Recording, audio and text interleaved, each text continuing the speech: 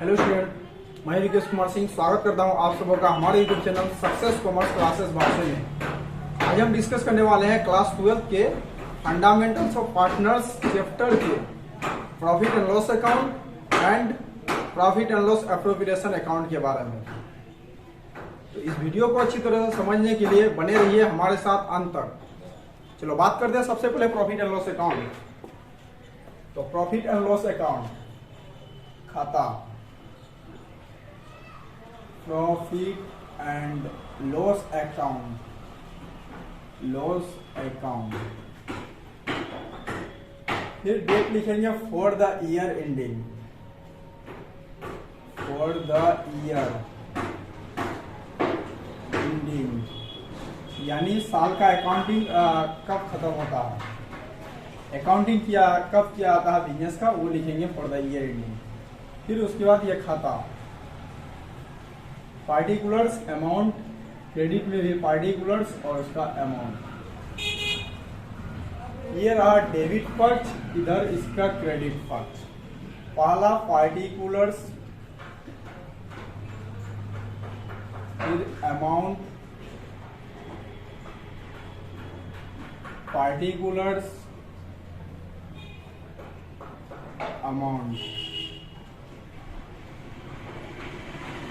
देखो profit and loss account के credit पक्ष में सबसे पहले जो प्रश्न में प्रॉफिट दिया हुआ रहेगा, नेट प्रॉफिट को क्रेडिट में लिखेंगे।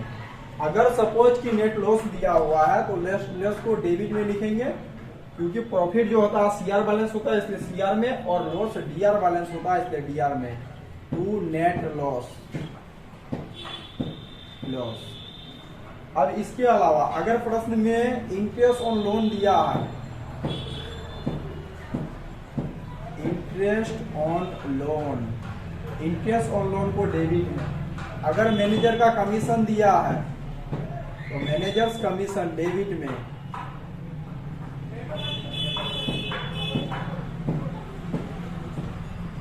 मैनेजर कमीशन डेबिट में। अगर रेंट दिया है, रेंट डेबिट में।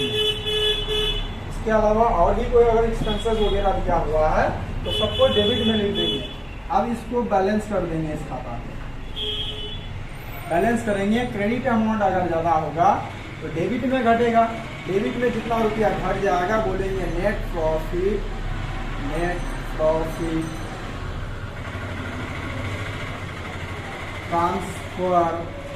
Transfer to profit and loss appropriation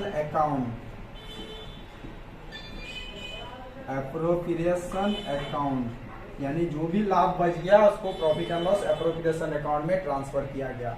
अगर बाई चांस अगर लॉस हो जाता है, डेबिट बैलेंस ज्यादा होता है, क्रेडिट होता है बैलेंस शीट फिगर, तो इसको बोलते हैं net loss transfer to profit and loss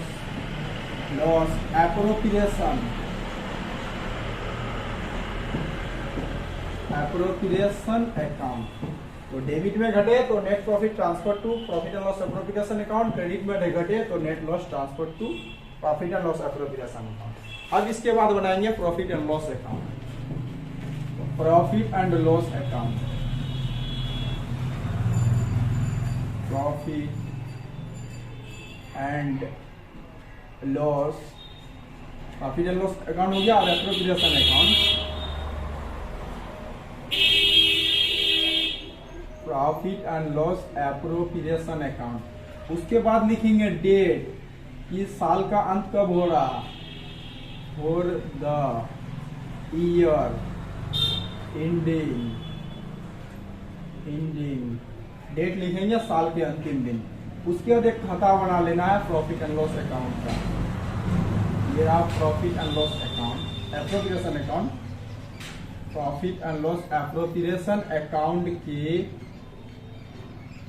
debit पक्ष और ये क्रेडिट पक्ष, ये डीआर साइड है और ये सीआर साइड है। अब इसके डेबिट पक्ष में फिर पार्टिकुलर्स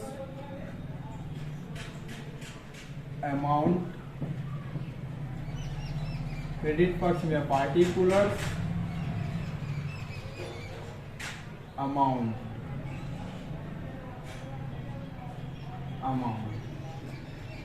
देखो पहले बनाए थे प्रॉफिट एंड लॉस अकाउंट, इससे कुछ बैलेंस को profit and loss appropriation account में ट्रांसफर किए हैं, तो यहाँ डेबिट में लिखे हैं, फिर इस अकाउंट में आकर के उल्टा क्रेडिट में लिख देंगे ये बाय प्रॉफिट, वहां लिखे नेट प्रॉफिट, तो यहाँ भी लिखो net profit, by net profit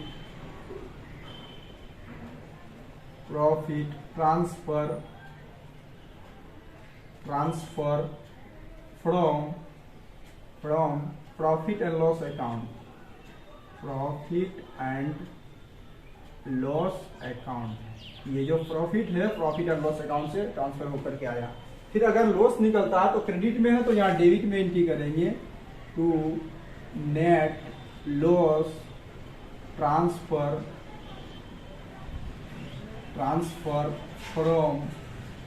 from profit and loss account, ये प्रॉफिट एंड लॉस अकाउंट से आया। अब इसके अलावा प्रॉफिट एंड लॉस अकाउंट में अगर मान लो कि प्रश्न में इंटरेस्ट ऑन ड्रॉइंग दिया हुआ है तो इंटरेस्ट ऑन ड्रॉइंग को क्रेडिट में लिखेंगे क्योंकि यह साझेदारी फॉर्म के लिए इनकम है। Interest on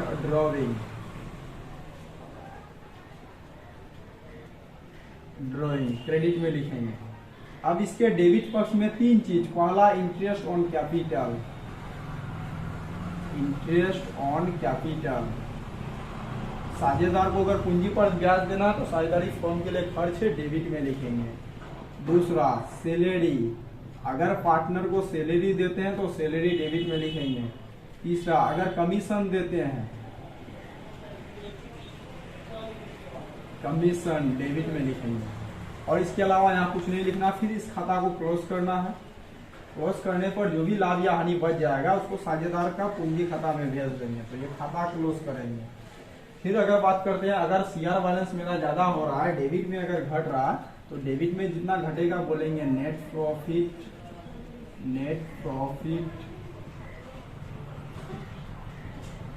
transfer to partners. अगर प्रश्न में पूंजी अस्थायी है तो करंट अकाउंट, नहीं तो capital account, partners capital account. अब मान लो कि दो गो पार्टनर है, ए और बी, तो ए को जितना लाभ में हिस्सा मिलेगा ये भी लिखेंगे, बी को जितना मिलेगा यहाँ लिखेंगे। अब मान लो लाभ कितना होगा तो टोटल क्रेडिट वाला अमाउंट में से डेबिट वाला अमाउंट घटा करके जो शेष बचेगा यहाँ लिखेंगे। अब इसको बांट देंगे, प्रश्न में कुछ रेशियो दिया हुआ रहेगा, उस रेशियो में बांट देंगे, रेशियो को यहाँ लिखेंगे। फिर अगर सपोज कि अगर डेबिट अमाउंट ज्यादा हो रहा है, क्रेडिट अमाउंट घट रहा है, तो लिखेंगे by net loss transfer to partners capital account. अब जैसे दो पार्टनर है, ए को जितना हिस्सा मिलेगा ए को, फिर बी को जितना हिस्सा मिलने वाला है बी को लिखेंगे और यहाँ लिख देंगे रेशियो, जो रेशियो क्वेश्चन में दिया हुआ है। अब यहाँ से घटा कर जो शेष बचेगा उसको बांट देंगे इसी रेशियो में। फिर से एक बार रिवीजन करते हैं। चलो देखो, क्वेश्चन आपको ये नहीं बोलेगा कि आप प्रॉफिट एंड लॉस अकाउंट तैयार कीजिए। क्वेश्चन में प्रॉफिट एंड लॉस अकाउंट कब तैयार करना कब नहीं तैयार करना इसके लिए समझना है। देखो, अगर प्रश्न में मान लो कि अगर इंटरेस्ट ऑन लोन, उसके बाद interest on loan, manager commission और रेंट, अगर ये सब चीज दिया हुआ है तो आपको profit and loss appropriation account बनाने से पहले प्रॉफिट एंड लॉस अकाउंट बनाना होगा। प्रॉफिट एंड लॉस अकाउंट में क्रेडिट में लिखेंगे जो प्रश्न में प्रॉफिट दिया हुआ क्रेडिट में। फिर इसके अलावा अगर लॉस दिया हुआ, मान लो प्रॉफिट में लॉस दिया है तो डेबिट में। अब इसके अलावा इंटरेस्ट ऑन लोन, मैनेजर का कमीशन, रेंट डेबिट में लिखने के बाद अगर बैलेंस अगर घट रहा है डेबिट में तो लिखेंगे net profit transfer to profit and loss appropriation account. मतलब जो भी लाभ बच गया लाभानी खाता से उसको प्रॉफिट एंड लॉस अकाउंट में भेजा गया। अगर मान लो कि क्रेडिट अमाउंट घट रहा तो लिखेंगे net loss transfer to profit and loss appropriation account. मतलब जो हानि है उसको profit and loss appropriation account में भेजा गया। फिर उसके बाद नेक्स्ट बनाएंगे profit and loss appropriation account. अगर लॉस हुआ है क्रेडिट में है तो डेबिट में लिखेंगे, अगर डेबिट में है तो क्रेडिट में लिखेंगे। इसके अलावा profit and loss appropriation account के इंटरेस्ट ऑन ड्रॉइंग फिर क्रेडिट में, केवल इंटरेस्ट ऑन कैपिटल डेबिट में, सैलरी डेबिट में, कमीशन डेबिट में। फिर इस अकाउंट को क्लोज कर देंगे। अगर डेबिट अमाउंट ज्यादा होता है क्रेडिट में घट रहा तो net profit transfer to capital account, अगर डेबिट अमाउंट ज्यादा होता है क्रेडिट में घटा net loss transfer to partners capital account. तो अगर प्रश्न में आपको Sajid net profit, interest on drawing, interest on capital, salary और कमीशन केवल यही चीज दिया है, इसके अलावा अगर कुछ नहीं दिया हुआ है तो आपको ऐसी स्थिति में प्रॉफिट एंड लॉस अकाउंट बनाना नहीं, केवल profit and loss appropriation account ही बनाना है। अगर इन पांचों चीज के अलावा अगर कोई अन्य चीज दिया हुआ है तो इसके लिए आपको profit and loss appropriation account बनाने से पहले प्रॉफिट एंड लॉस अकाउंट बनाना होगा। उसके बाद जो शेष बच जाएगा profit and loss appropriation account में भेज देंगे। फिर बाद में profit and loss appropriation account का जो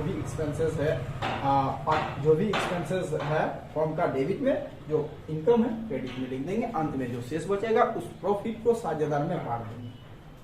तो आज के वीडियो में बस इतना ही।